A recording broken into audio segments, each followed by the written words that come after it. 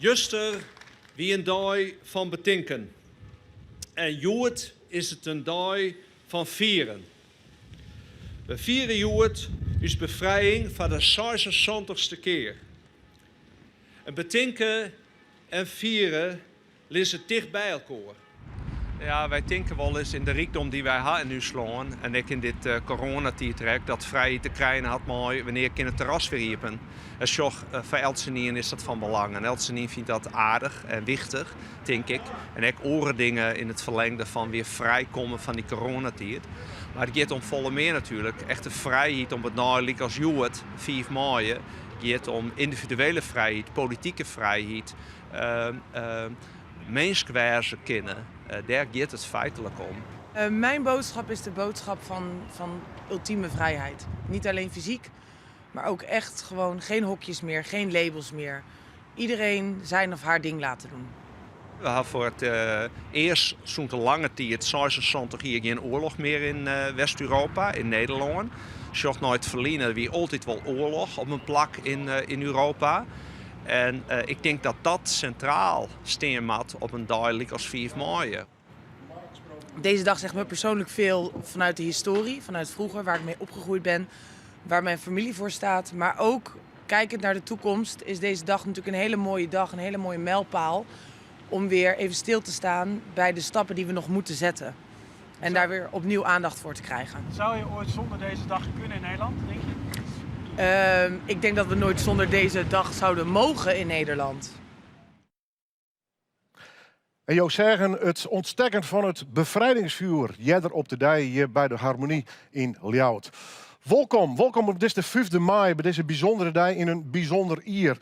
Ja, natuurlijk vanwege de corona kunnen wij net de stad in met tientallen podia, met prachtige evenementen, met stands, zaken voor jeugd, veteranen en iedereen die maar op paard is aan die. Helaas koert dat al hier net. Maar we zijn wel heel blij dat het 5 mei-comité met het idee kwam om toch Joert een speciaal festival vanuit de Grutteseel in Harmonie hier te organiseren. Daarom, gaan we lekker voor zitten. De komende 5 uur. We gaan muziek optredens. De band Wolf zit al vast klaar, die zal aan zijn optreden, maar ook de kast komt nog. We gaan een vrijheidscollege van Robert Vuijsje, dat is een schreeuwer. We gaan gesprekken aan tafel over de Tweede Wereldoorlog en wat daarna al in bad is. In ieder geval een compleet en mooi, vol en lang programma in verband met dit bevrijdingsfestival. In mijn hand heb ik een boek, want het is ook toch een persoonlijk verhaal. Van mij begon ooit de Tweede Wereldoorlog met dit boek. Reis door de nacht van Anne de Vries. Spannend, het ging over verzet, een haast wat romantisch verhaal. Een letter kwam ik erachter dat die oorlog volle vrede nog weer dat in dit boek beschreven is. Maar het weer in mijn jonge jaren wel de eerste kennismaking met die oorlog die we natuurlijk juster betocht hebben en Joert de vrijheid daarvan vieren. Daarom geven wij nou zien naar de jeugd van nou. Want hoe beleef je zij die Tweede Wereldoorlog? Zij in ieder geval binnen de Bennenborgenmasters. En zij gaan een verhaal te vertellen. Geven we nou naar zien.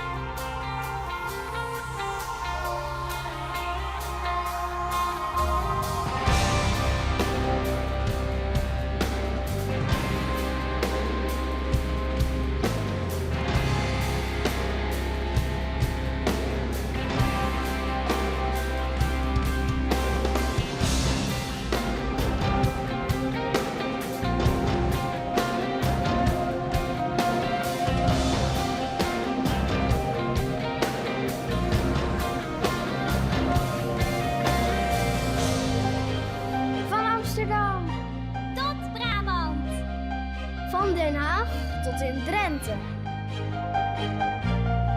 En ook van Flevoland tot aan Friesland. Gelderland en het mooie Groningen. Van Haarlem tot in het punt van Limburg. Overijssel, Utrecht, Zeeland en zelfs in Zuid-Holland.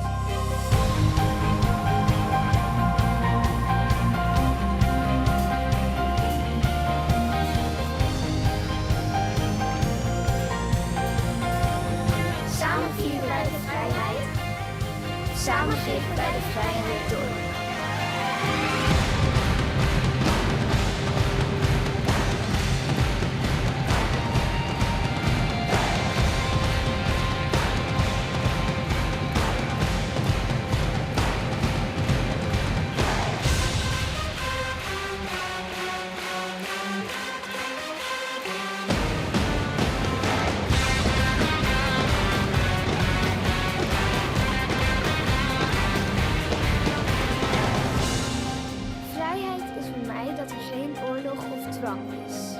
Ieder mens moet zichzelf kunnen zijn en zijn eigen dromen kunnen najagen.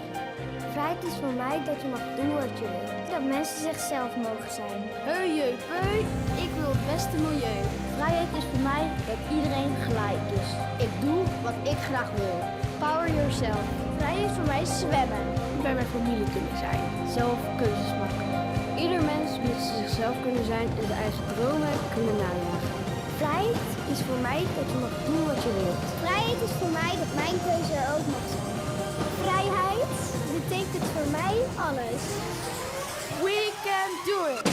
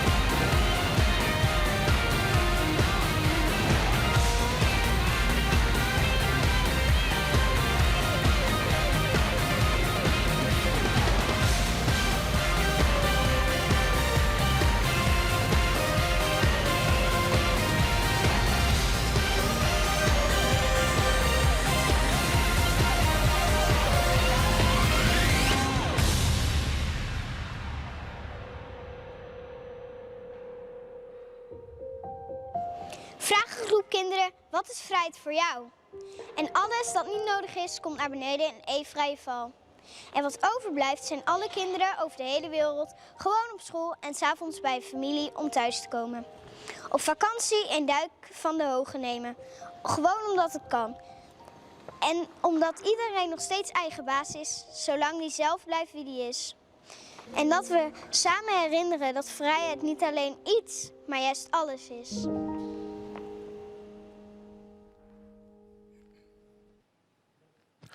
Wat een fantastisch begin. Zo deze begin van het bevrijdingsfestival hier uit Ljouwert. Nogmaals, mooi dat ik erbij ben. We begonnen natuurlijk met de Benneborgmars. Dus we hadden 4 ontstutsen. Leef het feestje maar gauw vieren gaan. Straks is mij peteren over een tafel. Gaan we praten met mensen oer en na de Tweede Wereldoorlog. We hebben een heel soort live muziek gehoord. Vanuit Friesland, Boas. Hij komt uit Haaswijk, neemt zijn hele band mee. De Kast zal nog optreden. Wiebe Kasper zal solo hier optreden. En we hebben nog de band Electric Hollis. Maar we beginnen met een fantastische gast. Die hoort, oh ja, gasten, kijk beter zeggen. Namelijk de groep Wolf. Liewe Albertsma, welkom. Hallo, ja, dankjewel. Dat is het eerste woord wat ik versta. Dan houden we het nu even in het Nederlands. Ja, lekker. Mag ik zeggen, is Wolf een complete band of is het Liewe Albertsma, singer-songwriter die een begeleidingsband mee heeft? Hoe kan ik dat, hoe moet ik dat zien? Nou, in principe zijn het 2 verschillende dingen. Ik ben zelf al jarenlang bezig om liedjes te schrijven en om eigenlijk een eigen sound te zoeken. En dat doe ik als zijnde Wolf. Dus eigenlijk het gezicht is gewoon 1 iemand. Maar live doen we dat altijd met nagenoeg altijd dezelfde mensen. Hoe ben je aan de naam gekomen eigenlijk? Aan Wolf? Ja. Ja, nou ja, lang verhaal kort. Heb ik volgens mij ook al best wel vaak verteld. Dus ik ben er goed in. Nog 1 keer. Nou ja, Wolf, ik zat vroeger met mijn ouders naar de film Amadeus te kijken. Dat gaat over Mozart, Wolfgang. En op een gegeven moment komt Mozart die overlijdt. En dan, ik was echt een jaar 4 of zo. En ik zat die film mee te kijken. Ik weet ook niet waarom, überhaupt. En toen moest ik huilen, omdat Mozart komt te overlijden. En dat gaat dan gepaard met van die hele heftige muziek. En eigenlijk heeft mijn moeder me toen gevonden, huilend in de keuken. Want ik slipte van de bank af. En die zei van, moeten we je anders Wolf noemen als een soort van troostnaam. Dus eigenlijk is het een troostnaam. Okay. En het was eerst Wolfie. En toen dacht ik op een gegeven moment, nee, ik ben volwassen. Dus het wordt gewoon Wolf. Maar toen al muziek dus? Ja man, ja, dat zat er al heel vroeg in. Ja. Is het een klein beetje dus ook met Mozart begonnen of is dat toeval? Nou ja, ook, onder andere. Ja, tuurlijk. Ja, dat krijg je wel mee natuurlijk. Het zit heel erg in je bouwstenen. Hè? Ja. Dus, maar muziek lijkt er niet op verder. Dus, Het is wel hele mooie nummers, vind ik persoonlijk. Maar goed, hey, je staat Hartje Friesland. Du bist in Ljouwert. ja, Ik ga me opzetten een beetje in het Fries tegen je praten, want jij hebt een heel erg Friese naam. Liewe Albertsma. Ja. Hoe zit het? Ja, ik kom uit Suriname. Ja, dacht ik al. Braza. ja, brazen. Hey, lobby. nee, klopt man. Mijn roots liggen in Friesland. Maar je ouders zo of zeggen je grootouders? ze. Ja, mijn grootouders inderdaad, van mijn vaders kant. Heb je nog iets van die Friese cultuur meegekregen of is dat gewoon... Nee, niet Waar ben je genoeg. opgegroeid? Ik ben opgegroeid in Hilversum. In Hilversum. Ja. Ja. Dus ja. Ook Ik ben een opgegroeid- beetje een cultuurbarbaar. Zeg. Nee, ben je gek. Nou, dan ben ik het ook bij deze. Opgegroeid met 4 en 5 mei. Leeft dat bij jou, deze bevrijdingsdagen? En ook gisteren natuurlijk de herdenking? Ja, natuurlijk. Ja, voorheen denk ik wel minder, omdat voordat ik zeg maar muzikantenleven inging. Maar nu, ja, natuurlijk. Er wordt op 5 mei wordt er wel verwacht dat we een beetje het leven erin gaan spelen en dat we het leven erin blazen en de vrijheid vieren. Dus ja, ik heb eigenlijk door de muziek heb ik ook ingezien hoe belangrijk vrijheid is. In een heel gek jaar, want we staan hier nu ook weer in zo'n situatie. We hadden er graag natuurlijk heel veel publiek bij willen hebben. We hadden graag naar buiten gewild, alhoewel met het weer vandaag. Ja. Misschien wel in dit geval wel handig dat we even binnen zijn. Ook survived het afgelopen jaar met de corona, of juist niet? Heeft het geïnspireerd? Nou, gek genoeg. Ja, kijk, ik schrijf natuurlijk ook zelf liedjes. En ik zit dan ook. Ik werk veel samen in de studio ook. Dus op zich kan ik. Kijk, het is erger voor live muzikanten en voor eigenlijk de hele industrie eromheen. Weet je, de technici en zo. Ja, die hebben het eigenlijk toch echt het zwaarst. Kijk, ik kan nog liedjes schrijven. En ja, als je me vraagt, inspireert deze tijd me? Niet echt. Nee. Beetje moeilijk ook. Maar ik moet wel zeggen dat ik heel veel nieuwe liedjes heb kunnen schrijven. Dus dat is ook wel eens lekker, weet je wel. Dat je gewoon even je focus kan verleggen. En ja, er liggen 10 albums Dat willen jullie graag live die horen. nooit uitkomen. Ja, dat komt vanzelf nog wel eens. Ja. Ga lekker bij de band staan. Dan kondig ik de band aan. Ze houden een prodde hit scoort. Ik was in de soundcheck al even, dames en heren. Dat klonk fantastisch. Goeie muzikanten en een geweldige singer-songwriter brengt bij u bij dit bevrijdingsfestival het eerste optreden. En ik doe even symbolisch de pet off voor de muzikanten en voor Leeuwen zelf. Dit is Wolf.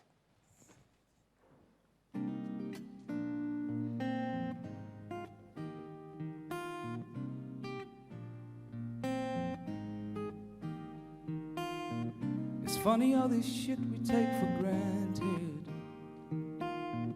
is bound to blow up in your face. I said it once before and I meant it. Me, myself and I went separate ways. Went separate ways, I didn't know just where to go, where to run and where to hide. It took some time to realize this life is mine, no compromise. It's funny all this shit we take for granted. I won't let the sun shine on my face. Hey! I got my mind made up, hey! And I ain't gonna stop. I'm gonna be on top. I got my mind made up, hey! I got my mind made up, hey! And I ain't gonna stop. I'm gonna be on top.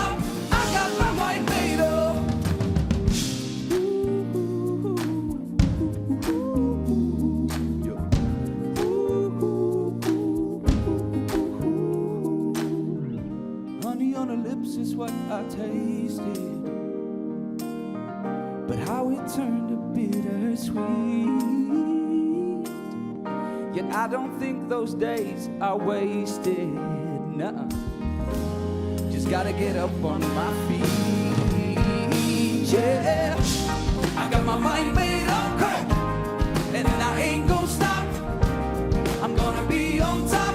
I got my mind made up. I got my mind made up, hey, and I ain't gonna stop. I'm gonna be on top. I got my mind made up. Listen, I got my mind made. He's got his mind made, and she got her mind made up. And he's got his mind made. He's got his mind made. We all got our minds made up. 1, 2, 3, 4.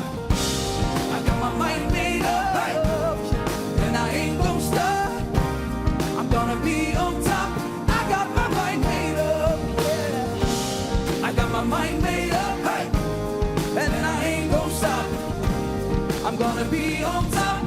I got my mind made up.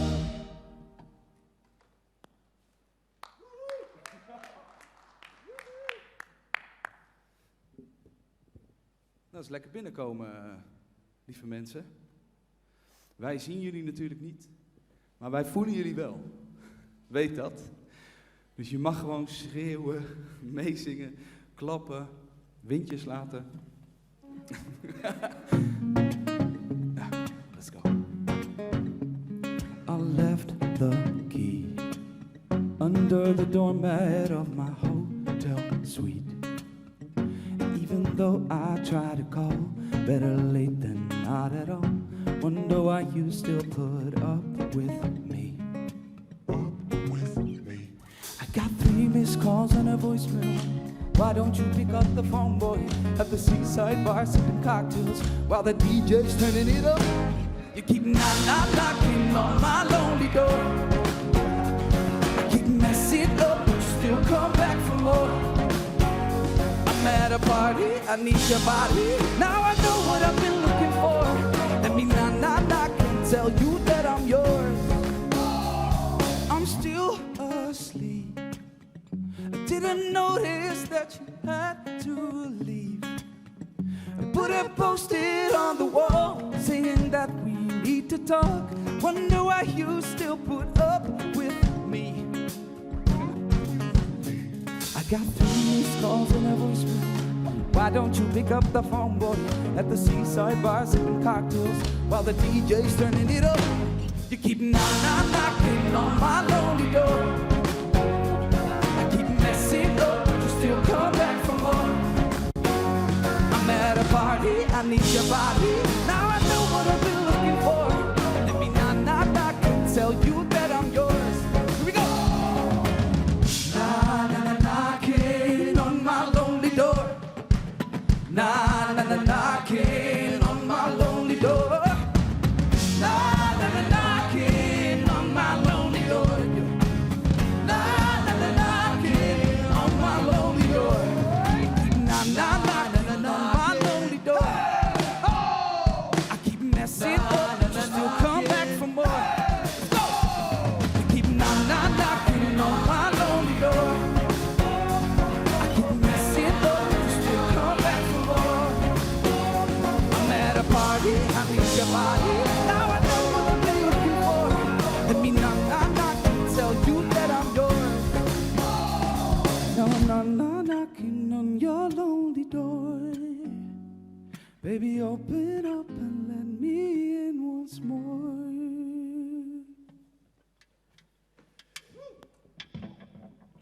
Yes. Zo, lieve mensen, welkom bij deze bevrijdingsfestival livestream.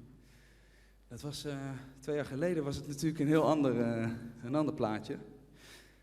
Maar dat mag de pret niet drukken, jongens. We moeten gewoon vooral doorgaan met live muziek. Ik ben intens gelukkig, joh. We staan gewoon te spelen. Maar jij bent altijd intens gelukkig. Ja, dat klopt. Hoe doe je dat? Ik ga even een slokje water drinken, mensen, want dus even mijn oude tandjes.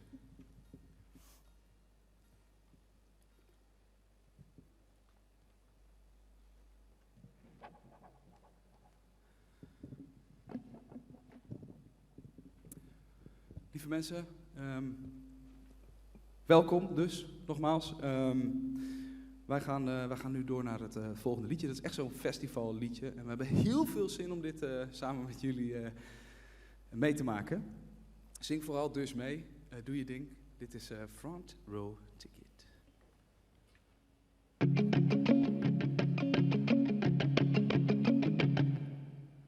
Can we have a talk about the other day? Just want to make sure that we're okay. So are we alright? So sorry, but I had a show on my mind. Every single time I've been pushing you away to the lonely truth, the truth in which I didn't make time. I had a song in my mind, and still you're there in the crowd tonight.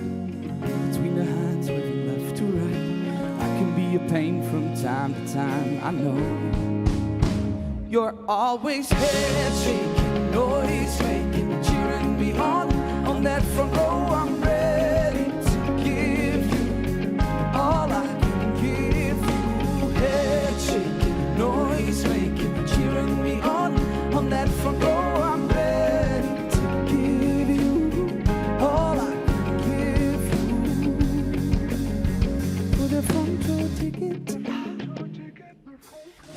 very well be the other way around.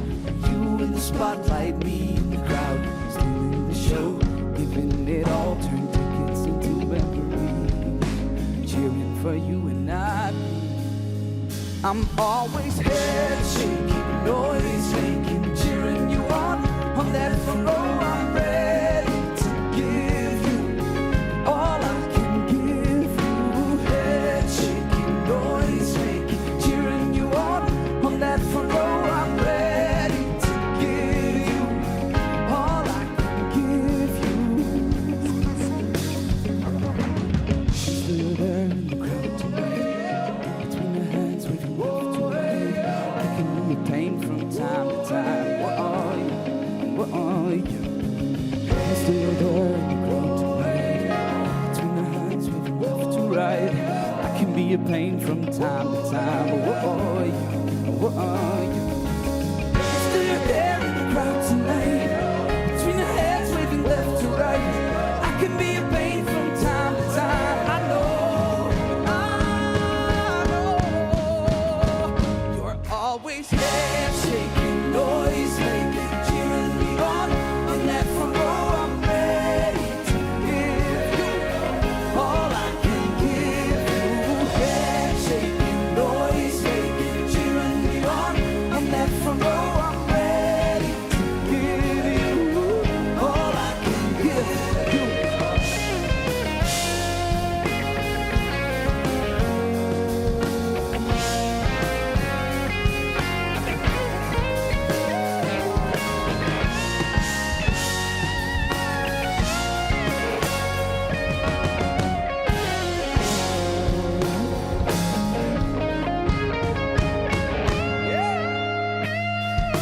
Head shaking, noise making, cheering us on that front row. I'm ready to give you all I can give you. Head shaking, noise making, cheering me on that front row. I'm ready to give you all I can give you.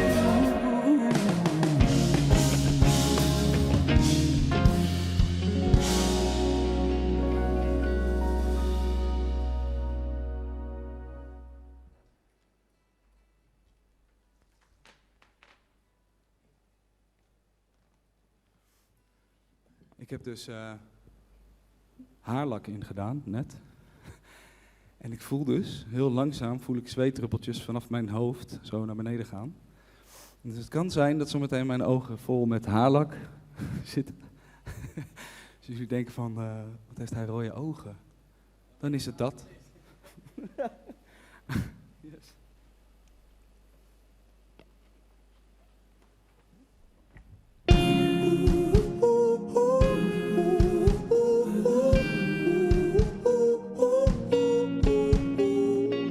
You unfolded my middle finger to the insecurities that chase me. Down the lows and highs, the hidden singer with the drum desire just to be free. I know that it takes long, I just need that one song to get us out of yesterday.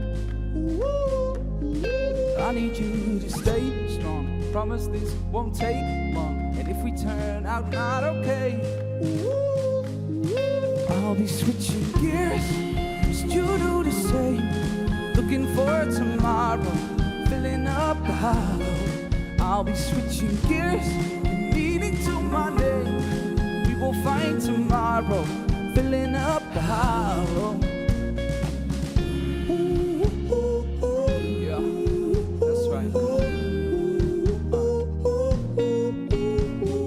Fighting fears, switching gears, hopeful smiles ear to ear as we try to hear melodies in our tears. They told me be square or circle, only that way you'll turn gold. But there's no need for change, cause I'm okay. I know that it takes long, I just need that one song to get us out of yesterday. Oh, I need you to stay strong, promise this won't take long. And if we turn out not okay, I'll be switching gears, just you do the same. Looking for tomorrow, filling up the I'll be switching gears, meaning to my name. We will find tomorrow, filling up the hollow. I'll be switching gears, I'll trust you do the same. Keep looking for tomorrow, filling up the hollow. I'll be switching gears, give meaning to my name. We will find tomorrow, filling up the hollow. Keep switching it up, no reason to stop, filling up the hollow. I keep switching it up, no reason to stop, filling up the hollow. I'll be switching gears, trust you do the same. Looking for tomorrow, filling up the hollow. I'll be switching gears, leading to my name. We will find tomorrow, filling up the hollow.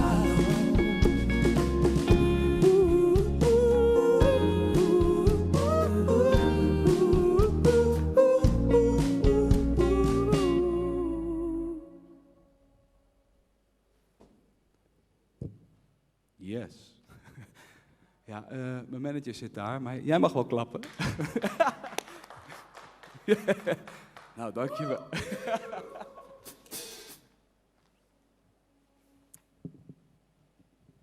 Mooi mensen. Ja, het volgende nummer wat wij gaan spelen, dat is alweer een poosje geleden dat die uit is gekomen. Het is 2019 of zo, eind 2019.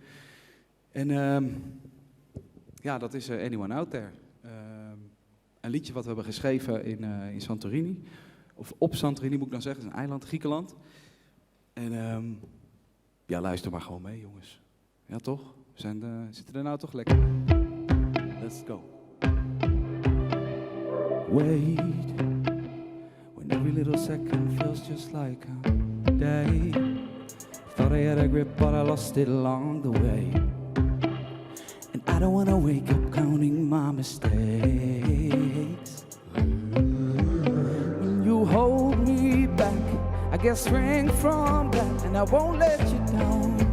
I won't let you down. There's a place I go, it's where dreams get grown, and I won't let you down. I won't let you down. There's a voice in my head, and it's trying to get out, 'cause I got words to be said, but I choke them back down. Is there anyone out there? Is there anyone out there? There's a voice in my head, and it's screaming with doubt, 'cause I got words to be heard. Are you listening now? Is there anyone out there? Is there anyone out there?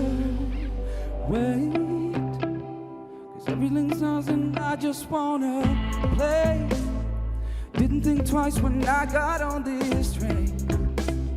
And I don't wanna wake up counting my mistakes. When you hold me back, I get strength from that, and I won't let you down. I won't let you down. There's a voice in my head, it's trying to get out, 'cause I got words to be said, but I choke them back down. Is there anyone out there? Is there anyone out there? There's a voice in my head, screaming with doubt, 'cause I got words to be heard. Are you listening now? Is there anyone out there? Is there anyone out there? I've been looking so long for somewhere to call my home.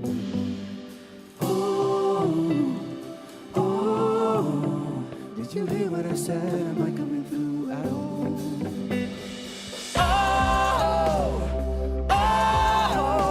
I've been looking so long for somewhere to call my home. Did you hear what he said? Am I coming through at all? There's a voice in my head, it's trying to get out, 'cause I got words to be said, but I choke them back down. Is there anyone out there? Is there anyone out there? There's a voice in my head, screaming without, 'cause I got words to be said, choke them back down. Is there anyone out there? Is there anyone out there? There's a voice in my head, screaming without, 'cause I got words to be heard. Are you listening now? Is there anyone out there? Is there anyone out there?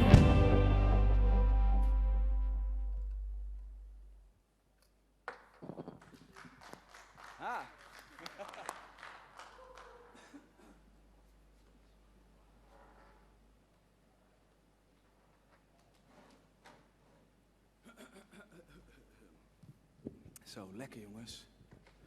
Het is wel gezellig zo eigenlijk even. Lekker gewoon, ik mis eigenlijk bier en zo en wijn. Waar hebben we dat? Oh, Steve! Steve, kun je niet even een biertje? Nee, later pas. Kom nog. Het is al bijna 6 uur, dus het kan best. Ja, nou precies. 12 uur in principe toch, 's middag. Hey, sommige van de kijkers, nou ja, ik denk wel veel van de kijkers, zullen weten dat ik met de beste zangers heb meegedaan. En ik moest daar een liedje, ik moest eigenlijk het seizoen aftrappen met een liedje voor Dickie Dex. En dat liedje dat heet La Vie est Belle. Ik was stront zenuwachtig. Ja, en ik moest daar dus ook het seizoen mee afkicken. Ging godzijdank goed. En laten we hopen dat dat vandaag natuurlijk ook zo is. Dit is La Vie est Belle.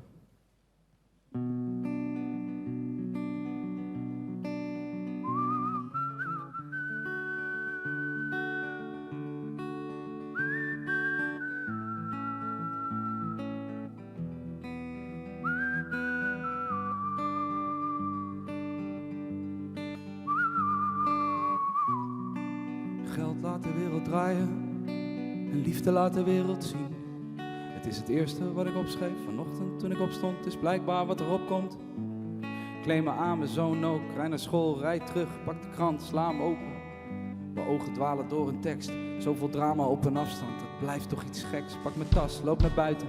Krijg plots een berichtje van een vriend met luister. Deze moet je even horen. Het is vreemd hoe het werkt. Hoe iemand zijn verdriet ertoe kan leiden dat een prachtig lied wordt geboren. Loop door naar de trein, mijn oog valt op een vrouw. Niet helemaal 100, althans volgens onze regels. Iedereen die blijft naar haar kijken, terwijl ik zie dat ze danst in de regen. Doe het allemaal met wat je krijgt. Wat een leven. La vie est belle, la vie est belle, la vie est belle. Je n'y comprends rien, je veux rire jusqu'à la fin. La vie est belle, la vie est belle. Stap uit in de stad en begin te lopen. Langs nieuwe straten waar ik vroeger van gedroomd heb. Uit verlangens van een nooit geleefd leven. Koptelefoon op en de radio op play. Ik hoor een man terug van weg geweest zeggen. Het ging even niet zo best, laat me rustig uitleggen. Ik heb net mijn vrouw verloren. Terwijl hij haar beschrijft, voel ik de glimlach verborgen in zijn stem. En ik denk nog eens terug aan al die eindeloze nachten. Mijn vrienden, mijn geliefden en ook soms de donkerste gedachten. Waar ik was al die tijd, weet ik niet. Misschien ergens op een plek waar ik veel te veel verwachtte. Stel wat het drinken, schrijf wat op, betaal de open. Loop weg en vervolg me toch richting een brug waar een man staat te gebaren. Ik denk, ach het zal, ik laat hem. Kijk nog een keer om, dit is een vriend, hij zwaait. La vie est belle, la vie est belle, la vie est belle. Je n'y comprends rien, je veux rire jusqu'à la fin. La vie est belle, la vie est belle.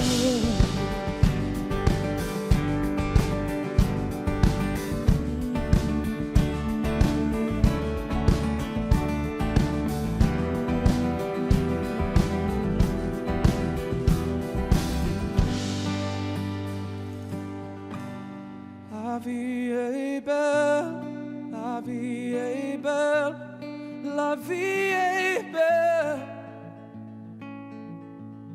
Je n'y comprends rien, je veux rire jusqu'à la fin. La vie est belle, la vie est belle, la vie est belle, la vie est belle. Je ne comprends rien, je veux rire jusqu'à la fin. Oh, la vie est belle, la vie est belle.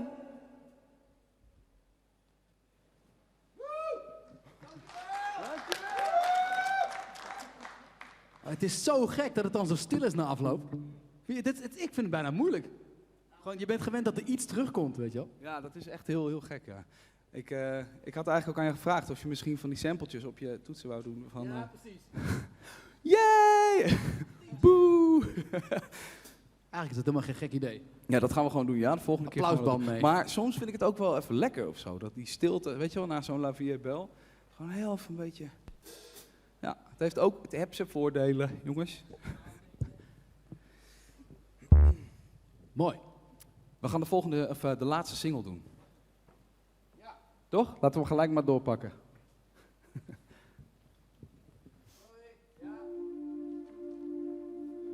You've seen more than me, I can see it in your eyes, but you never speak. Just say what's on your mind. Just say what's on your mind. You struggle in silence, but I can see the noise. Don't be quiet. Don't you know you got a voice? Don't you know you got a choice? They've got nothing on us, nothing on us. You can push me away, you can say you don't care, but at the end of the day, I'm not going anywhere. You can hold up your walls when it's too much to bear, but at the end of it all, I'm not going anywhere. I'm not going anywhere. I know your memories. Sometimes you need a light so that you can see. Let me pull you down a star. Let me pull you down a star. I'll always remember nights that we shared out in the cold smoke in the air. The stories we told, only Jupiter knows. They've got nothing on us, nothing on us. You can push me away, you can say you don't care, but at the end of the day, hold on, brother, I'm not going anywhere. You can hold up your walls when it's too much to bear, but at the end of it all, hold on, brother, I'm not going anywhere. I'm not going anywhere. Hold on, brother, the winds are gonna change. I'm not going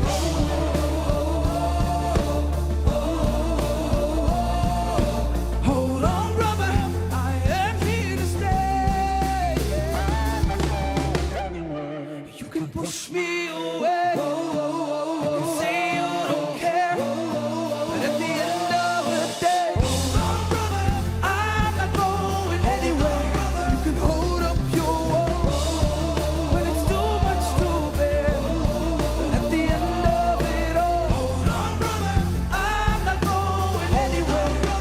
I'm not going anywhere. You can push me away anywhere. Say you don't care. Hold on, brother. Hold on, brother. I'm not going anywhere. You can hold up your wall anywhere. Say you don't care. Hold on, brother. Hold on, brother. I'm not going anywhere. Dank u. Ja, en als je dan zo je muziekcarrière een beetje gelanceerd hebt en je bent een beetje bezig, dan ontmoet je ook mensen achter de schermen. En ja, weet je, dan ben je backstage en dan zie je in één keer zie je deze krullenbol lopen. En dan raak je een beetje met elkaar aan de praat en van het een komt het ander en dan zegt hij van ja, ik speel bij Sanne Hans, Miss Montreal. En een maandje later hadden we een track samen geschreven en uitgebracht. Ja, nou, zo is het een beetje gegaan in de notendop. Dit is Bang voor de liefde, maar dan in het Engels.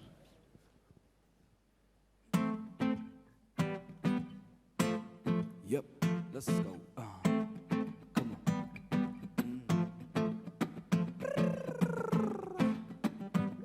Gaan we lekker, jongens? Gaan lekker, toch? Alright, let's go. Written on the back of a cigarette pack, your name and your number. Said I'll call you back, but I didn't do that. Can't help but wonder why we let good things go. When it starts getting personal, feels like every time you try to let in the light, you run for cover. Here we go. I know, we're all a little scared of love. I know, that it's a little dangerous. It's okay. We're all a little scared of love. It's okay. We're all a little scared of love. Waking in my bed with a messed up hair. Sunday morning, I'm thinking of the girl I kinda like who isn't calling. Why do we let good things go when it starts getting personal? Why are we afraid to jump it? Maybe there's nothing sweeter than falling. Here we go. I know, we're all a little scared of love. I know, hey, that it's a little dangerous. It's okay. We're all a little scared of love. It's okay. We're all a little scared of love. La da da, la da da da, la da da da, la da da da, la da da da, la da da da, la da da da, da da da. Oh, we're all a little scared of love. Oh, we're all a little scared of love. We're all a little scared of love. We're all a little scared of love. I know, we're all a little scared of love. I know, that it's a little dangerous. It's okay. We're all a little scared of love. It's okay. We're all a little scared of love. La da da.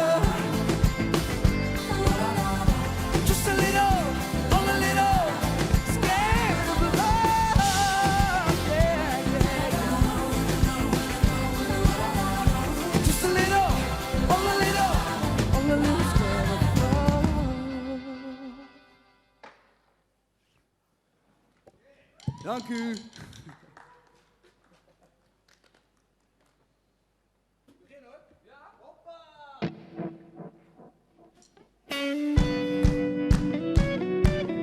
Ja, lieve mensen, lekker meeklappen, lekker meeviben. Deze kennen jullie wel, toch? She keeps praying along. Got a house full of kids, she's a one-man band. She keeps singing her song. Turns around upside down just to keep her head up. No, it seems that she got nowhere to run to. No, she knows there's no one there to run to.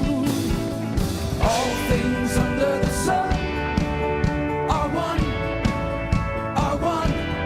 Whoa, all things under the sun are one. Whoa, like satellites, we are gonna find our way. All things under the sun. He keeps coming for more.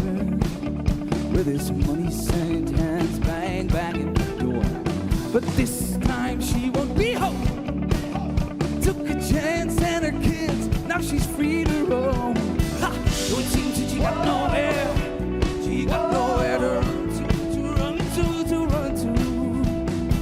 Though she knows there's no one there to run to. Go deep.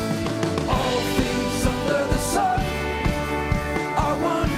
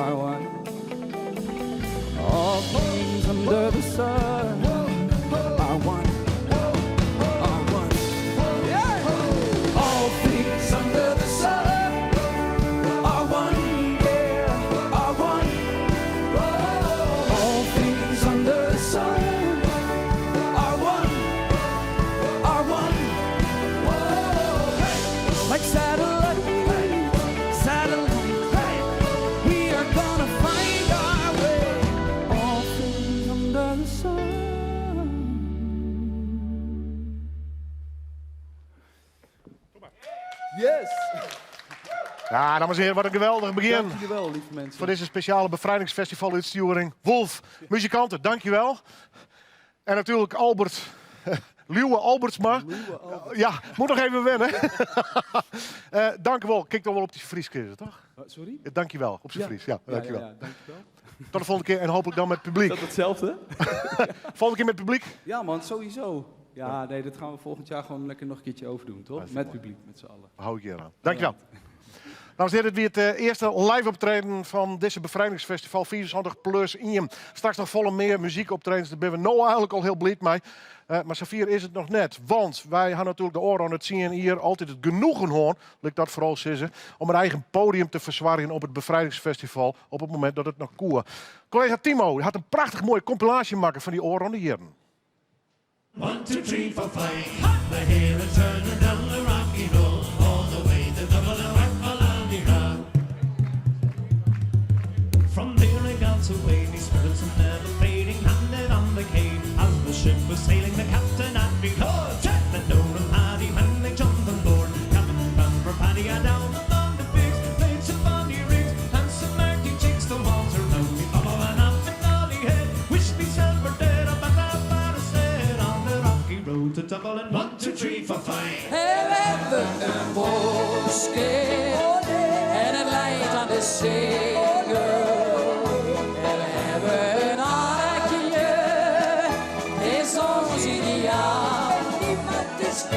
En kom je nog eens bij ons aan de singel. Kom dan in ons boskip, gerust allemaal. Nou, dit mienne. Ja, met die hand, ja, met die het. Als doe das met mij. Hier is mijn hand, hier is mijn het. Kan me besteden und lang wie het komt. En zuster, ans komt de dag, vindt de lucht zien wij.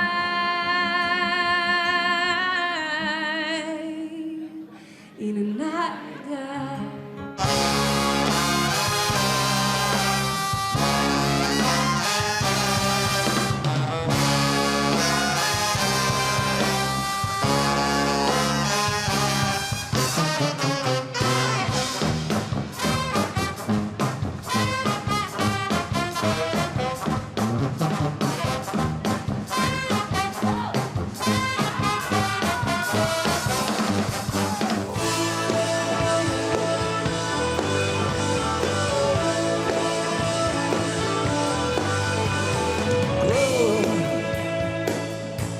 Will I ever grow? Will I ever know? No expectation bound, but I lost my ground. Free now I'm found, free from temptation.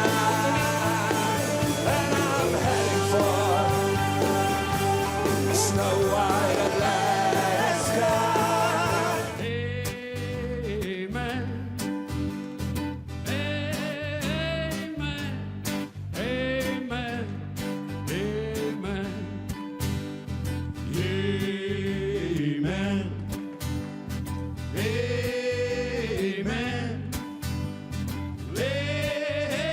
Amen.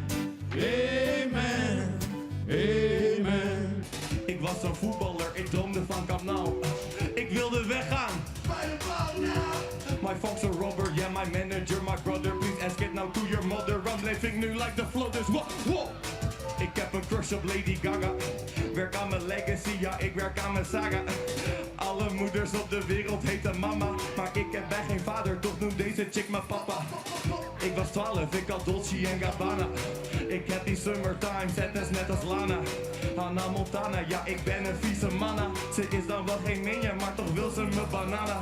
Je haarlijn. Ik ben vlijmscherp als een katana. Luister goed, ik ben een spuugzak net als lama's. Ik ben misschien wel blank, maar luister geen Nirvana. Er is albino. het al vol. Du känns du vore fast. Jag ut fuck. Men målar ingen pass. Om du måste.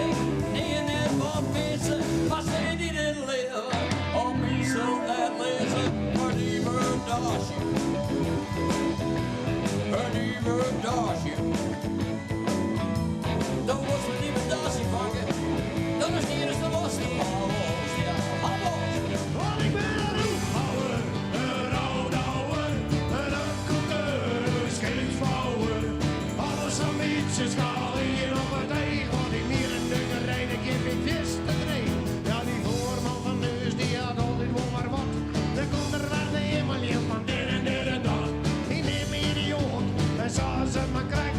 Maar als ik niet verstoor, ja, dan weet je dat. Oh, nee toch? Want ik ben een roephouwer, een roodhouwer, een accounteur, een scheepsbouwer. Alles zo nietsjes gaan hier op het ei. Want ik meer een dugger rijd, ik heb geen vis te draaien. Dus alle van links en op de bed, die met me gaan naar links.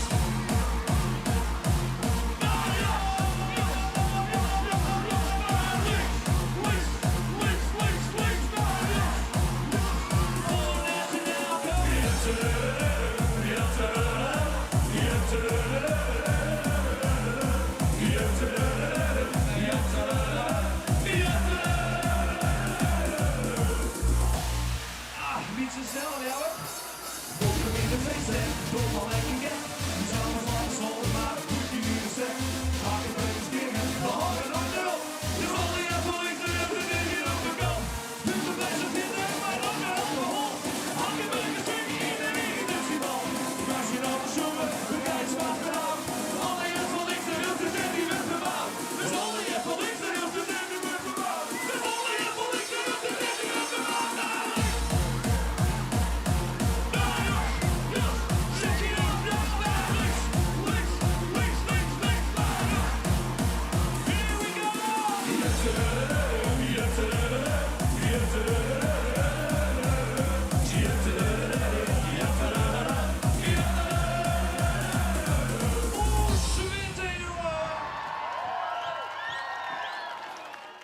Ja, ik zit recht, maar je hebt een moeilijk naar de schenkje vertellen. Ik kreeg er haast benauwd van. Zag gauw Beatrice afwend om daarmee duizenden mensen op zijn festivalterrein een feestje te vieren. Ik hoop echt dat het takken meer weer al in normaal is, maar wat zal het dan weer wennen worden? Wat blij dat we hier aan een tafel zitten, want dit weer dan zien hier Noorderwien live op het Bevrijdingsfestival. We gaan nou even een beetje meer waarom in de tijd. We komen uit in 1939, namelijk bij het verhaal, het bijzondere verhaal van twee mensen, Mimi Dwinger en Barend Boers. Zij trouwden in 1939 en daar weer natuurlijk een feest omheen. Maar daar waren ik filmopnames van maken. Die filmopnames hadden heel lang versiedelijn. Maar die kwamen boven water. En uit dat verhaal in die film is eigenlijk het hele verhaal van die hele familie en water op die trouwerij skreum. En dat had resulteerd in een prachtige documentaire. Terug collega Auke Zeldenrust bij Omroep Friesland maken. Dat heette de Joodse bruiloft. Er is van alles omheen georganiseerd. Intussen een theaterstuk. En ik ben blij dat de zoon van dat echtpaar de reis ondernam had van Israël, Joert, hier naar Ljout. En hij zit bij mij om tafel. Ik vind het echt een hele grote eer, meneer André Boers, dat jou bij ons komen willen. Toch even nu die Joodse bruiloft. Voor mensen die dit of een beetje meekregen. Vertel dat verhaal nog eens even in het kwad. Er kwamen filmopnames, echt letterlijk uit de kofferwij. En ineens dat verhaal begon te leven. Hè? Inderdaad, zo is het precies gegaan.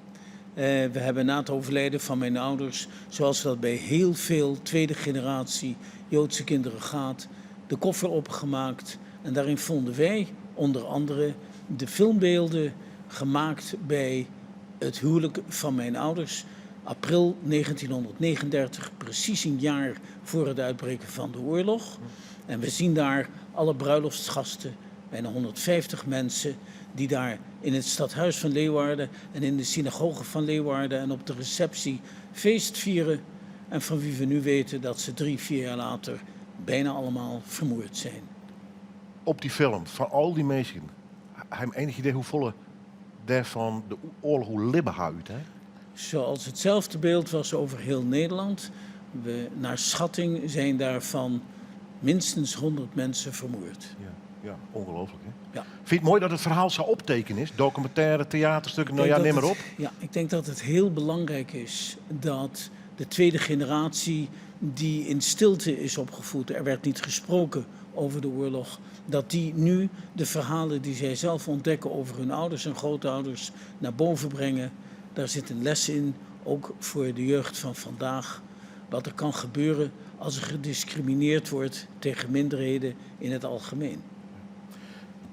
Het is het 5 mei. Juist hebben we 4 mei de derde betinking niet. Dat zijn 2 bijzondere dagen in Nederland en in de weekend daar vooral gaat. Dan komen de documentaires, dan komen de talkshows, dan gaat de discussie weer iets heftiger als ooit. Even de link met Jolan, Israël. Wordt daar over vrijheid discussieerd elke dag of juist net? Wordt daar nog een proto over die oorlog praat? Hoe gaat dat in Jolan? Net als in Nederland hebben wij ook een dag waarop wij de doden herdenken van de Tweede Wereldoorlog. Welke dag is dat? Dat is op een Joodse datum. Dat was nu net een kort maandje geleden. En de dag daarna, het is namelijk, dat is de herdenking van de doden van de Holocaust, van de Shoah. En dan een week later ongeveer is de herdenkingsdag van de doden van de oorlogen, gevolgd door de onafhankelijkheidsdag. We gaan even naar een verhaal over Joodse componisten. Dat jou je heel bot mij dwaande houden had. Daar ga je heel bot in verdiepen. Het is even misschien een gekke sprong in dit verhaal, maar hoe is die sprong bij jou gegaan? Hoe ben jou uiteindelijk bij het verhaal, en we hebben aan 2 stukken van Joodse componisten, uitgevoerd door de NNO. Hoe ben jou vanuit het verhaal van de Joodse bruiloft bij Joodse componisten te lonen? Nee, die band ligt heel anders. Ik geef al vele jaren lang lezingen over de Joodse aspecten in de geschiedenis van de klassieke muziek en de opera. En vandaar ben ik gekomen op ongeveer 35 Nederlands-Joodse componisten en componisten die verzetstrijders waren en die in de oorlog, of vlak voor de oorlog, nog gecomponeerd hebben en zelfs in de kampen nog gecomponeerd hebben. Dat zijn 35 componisten. Over heel Europa waren dat er honderden die op die manier hun grote talent verloren is gegaan. Sommigen hebben het overleefd. Enkele belangrijke namen: Marius Vlothuis, verzetstrijder, groot Nederlands componist. Sam Dresden, Misha Hillesum, het kleine broertje van Etty Hillesum, zeer begaafde pianist en componist. Lex van Delden, er zijn er heel veel. En zij hebben allemaal de oorlog of in de onderduik of in de kampen meegemaakt. Sommigen overleefden, velen werden vermoord. Ja. Waar komt die belangstelling wij voor die componisten en de muziek?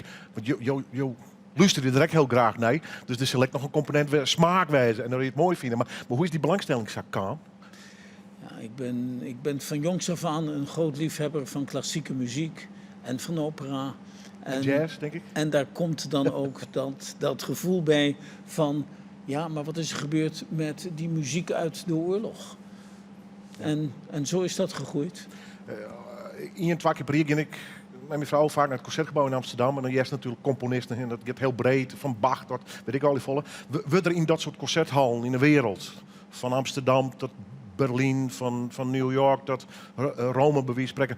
Wordt er nog een proto van dat soort muziek spelen van Joodse componisten? Of juist net? Het begint nu pas in de laatste jaren op te komen dat soms muziek wordt gespeeld van die componisten uit niet alleen Nederland, maar die componisten die als Joden of als verzetstrijders de oorlog hebben moeten doorstaan of niet hebben doorstaan.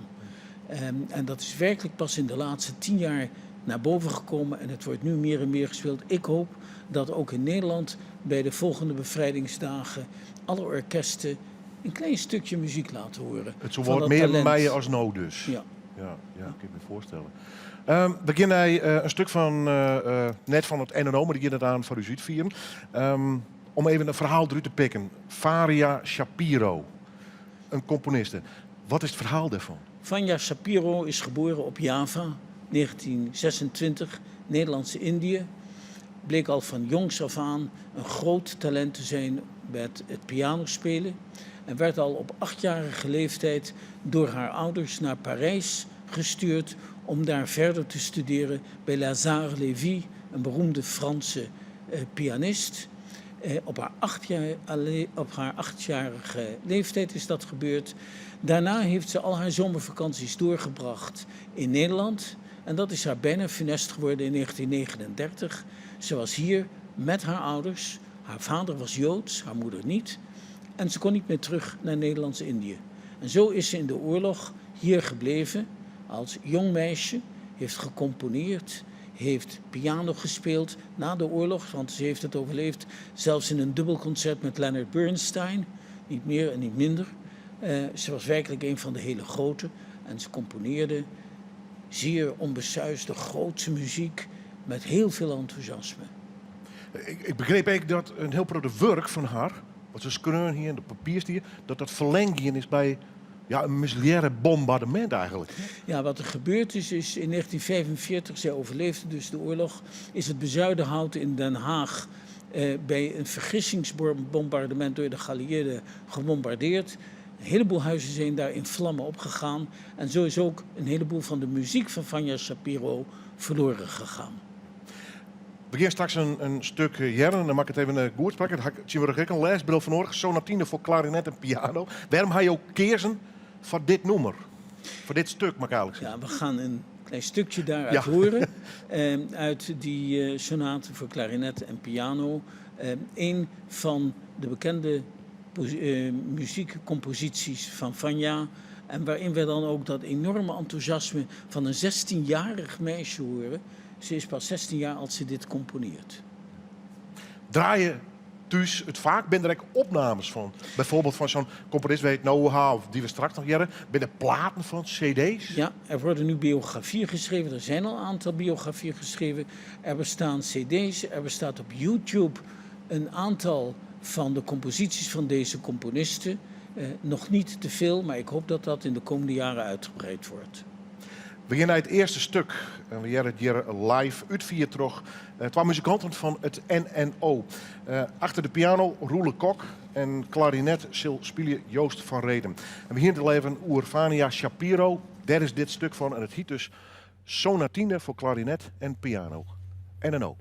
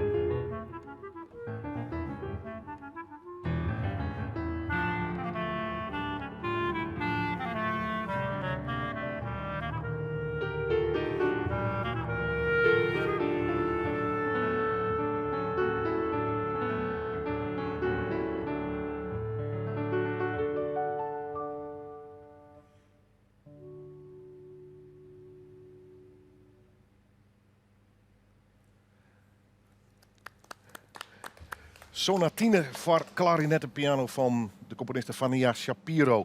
Roele Kok achter de piano en klarinet, waar het bespeelt terug Joost van Reden. Stevig, beetje uitgesproken, uitsprutsen nummer. Een stuk dit, hè? Ja. Wie zei in Olga Wurk? Ja, dat is denk ik vrij representatief voor haar composities. Ja. Maar hier hoor je ook een klein beetje van de Hebreeuwse melodieën. En dat gebeurde niet altijd in haar composities. Krijg je er nou piekenvel van, dat je dit luistert? Ja, ik vind het heel mooi. Ja. Dat is mooi, het is inderdaad ook emotioneel om te luisteren naar dat soort muziek. Als je weet wat die componisten hebben doorgemaakt. En waar ze soms, zoals de volgende componist waar we over gaan praten, het niet hebben overleefd. Even daarvoor te beginnen. Dirk Kattenberg. Daar geven we eigenlijk een stuk van jaren. 2 violisten, Stien Klerik van het NNO. Eerst zijn verhaal. Hij had het dus net wel hebben. Dick Kattenberg was een Amsterdamse Jood, groot violist en componist. Op zijn 24e jaar vermoord in een van de concentratiekampen in Midden-Europa. Hij was een groot talent. Hij componeerde veel kamermuziek. Hij componeerde ook, en dat is een beetje verrassend, jazz.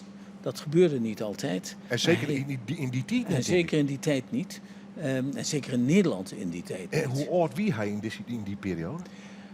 Hij componeert het stuk wat wij straks gaan horen bijvoorbeeld op zijn 19e jaar. Ongelooflijk. Dat zijn allemaal hele jonge mensen geweest. Heel jong, hè? Ja.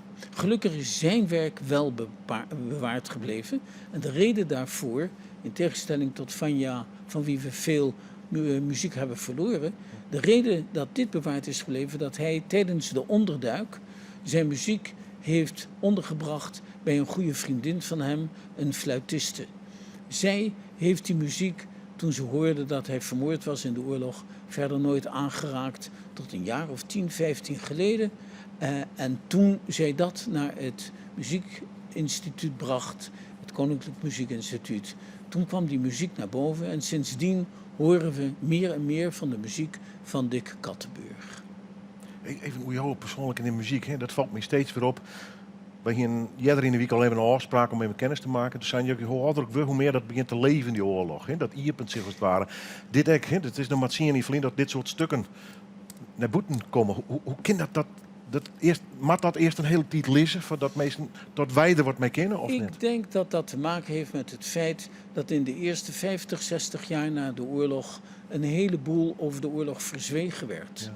Net zozeer als, waar we net over spraken, het verhaal over mijn ouders. Ja. Er werd in de tweede generatie niet gesproken over wat er gebeurd was met de grootouders, de ooms, de tantes, die allemaal vermoord werden. En zo ook met de muziek. Het is pas veel later geworden dat men zich bewust is geworden van die componisten die gecomponeerd hebben en de muziek die verloren is gegaan. Een van hen is dus Dick Kattenberg. Is het Dirk of Dick? Dick Kattenberg.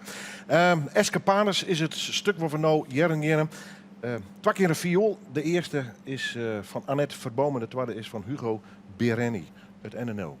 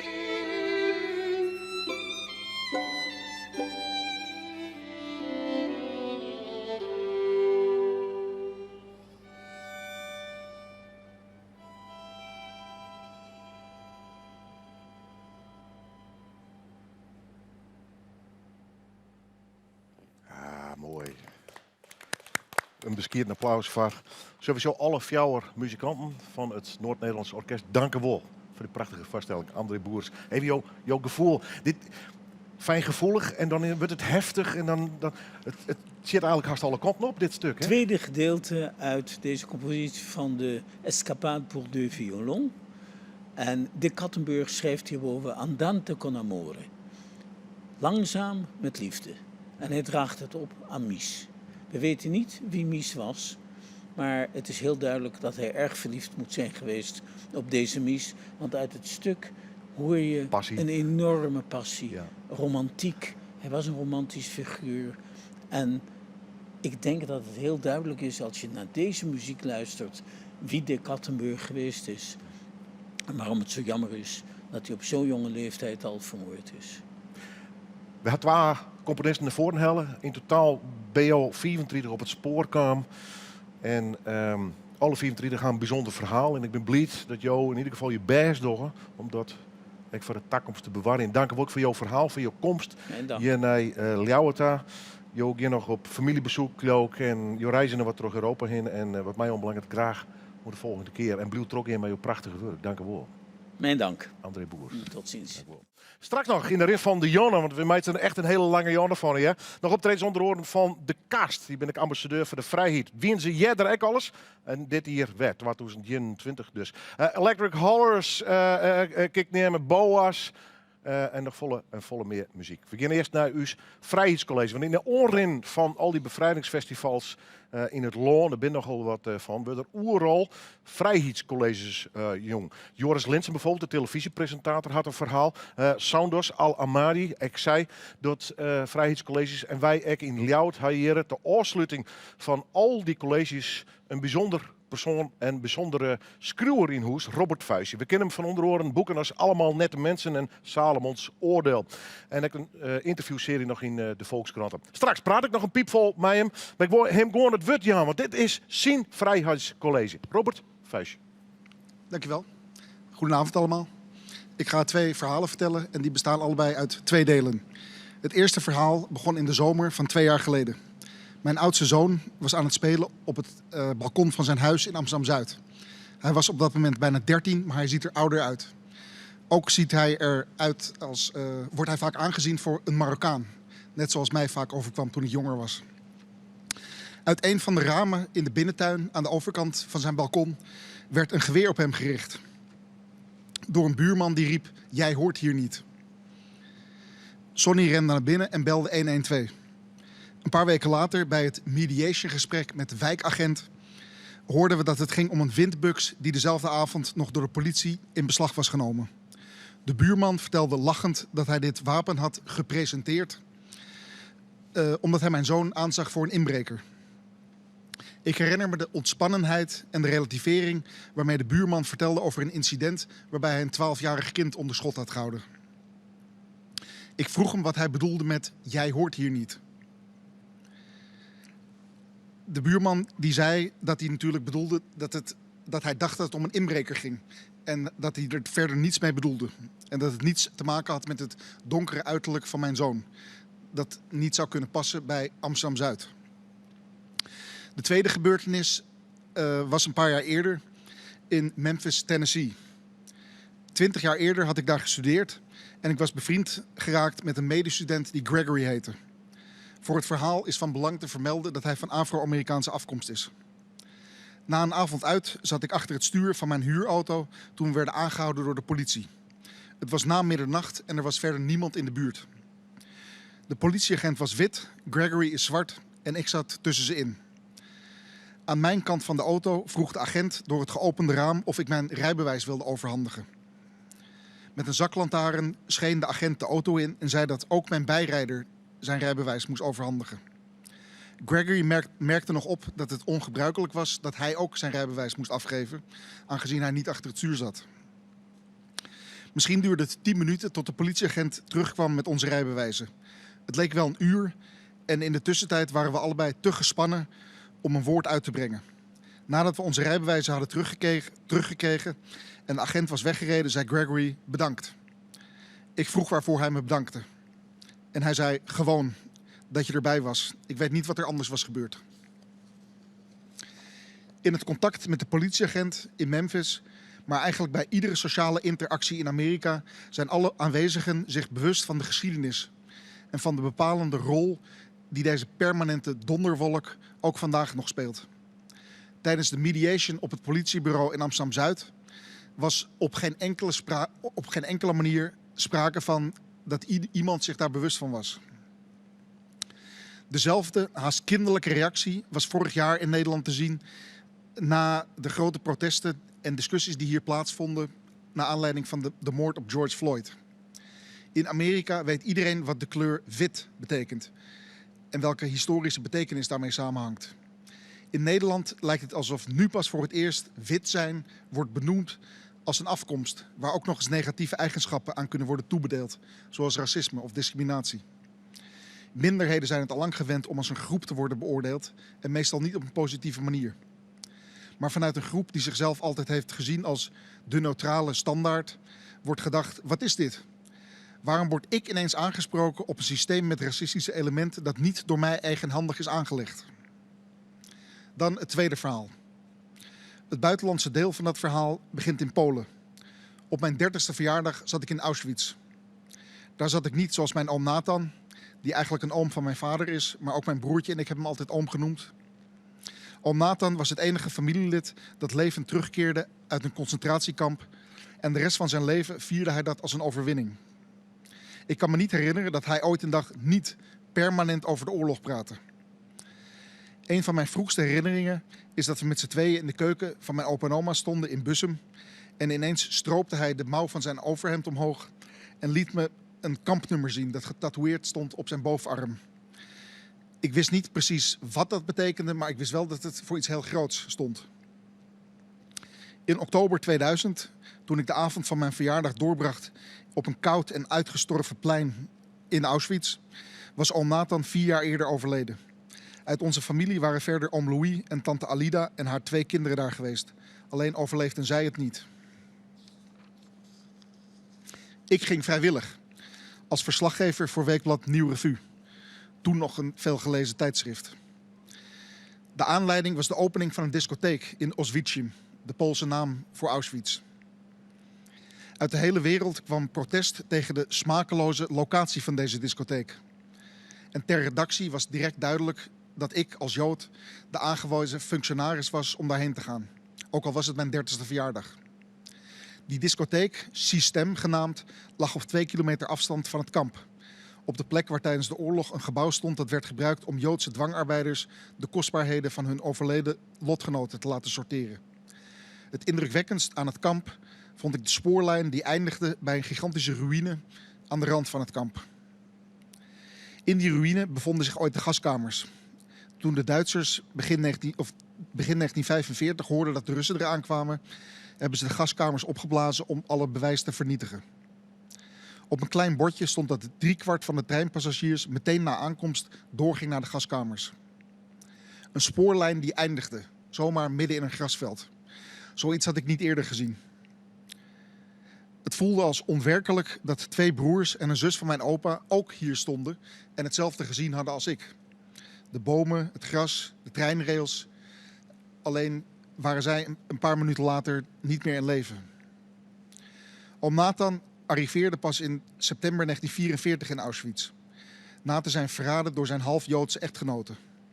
Die probeerde haar eigen veiligheid te garanderen toen ze een relatie kreeg met een NSB'er die als politieagent jaagde op ondergedoken Joden. Hij overleefde het kamp door trombone te spelen in het kamporkest dat optrad voor de Duitsers. Direct naar de toegangspoort waarop Arbeid macht vrij stond, hing een wazige foto waarop dat kamporkest te zien was. Vrolijk spelend op het pleintje. Hetzelfde pleintje waar die foto hing. Ik probeerde mijn oom daar te herkennen, maar de foto was te onduidelijk.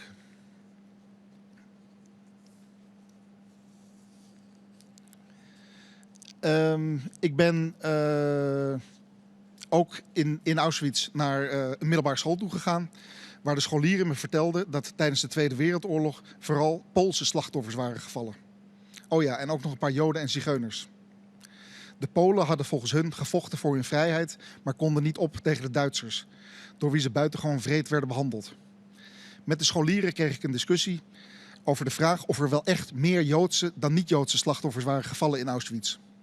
Een meisje dat Katarzyna heette vroeg: leren jullie op school echt dat het voor meer dan 90% Joden waren? Hoe kan dat? Hier wonen helemaal geen Joden. Uiteraard verbaasde ik me over hun denkbeelden, vooral omdat die zo anders waren dan wat ik in Nederland gewend was.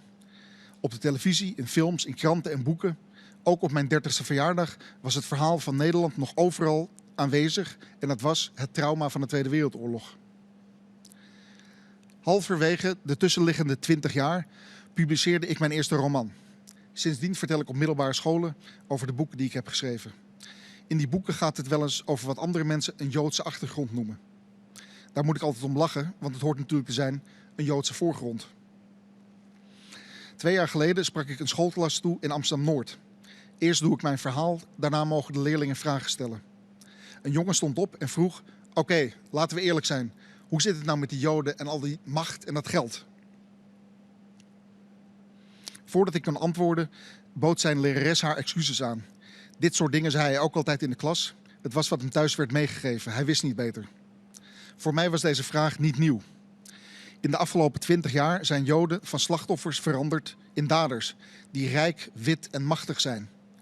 De vraag van de scholier in Amsterdam-Noord was dan ook niet: klopt het dat Joden zoveel geld en macht hebben?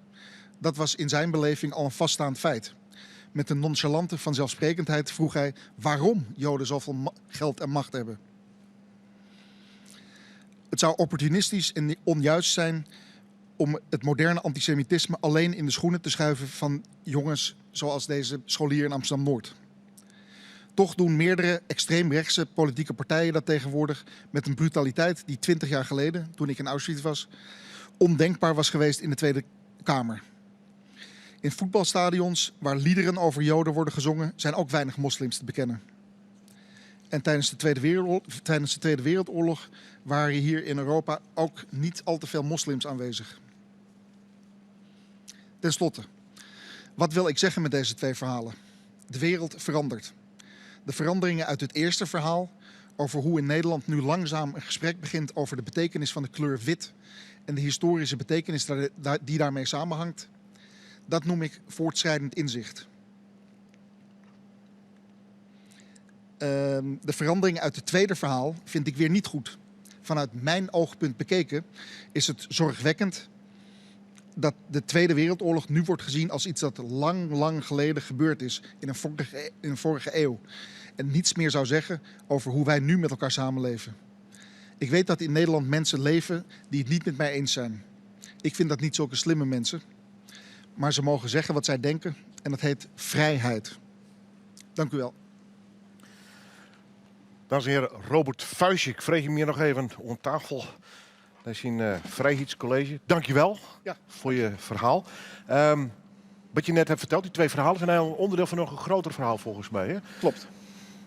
Je kunt het helaas vanwege de tijd niet allemaal vertellen. Maar wat vertel je in het hele grote verhaal? Ik neem aan een beetje hetzelfde, maar zitten daar nog andere elementen in? Nou ja, het is een uitgebreidere versie van wat ik net vertelde. Ja. En ik vond het interessant om te vertellen over hoe ik verschillende maatschappelijke veranderingen heb zien gebeuren sinds dus ik heb die nacht in Auschwitz, of die reis naar Auschwitz als uitgangspunt genomen. Dat was dus in oktober 2000, toen ik 30 werd. Ja. En dat was dus een jaar voor 9/11. Het was ook voordat Pim Fortuyn vermoord werd.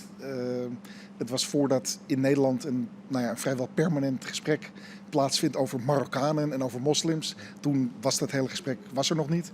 En ik heb in de afgelopen 20 jaar... er zaten toen trouwens ook nog niet meerdere extreemrechtse partijen in de Tweede Kamer. Dus ik heb in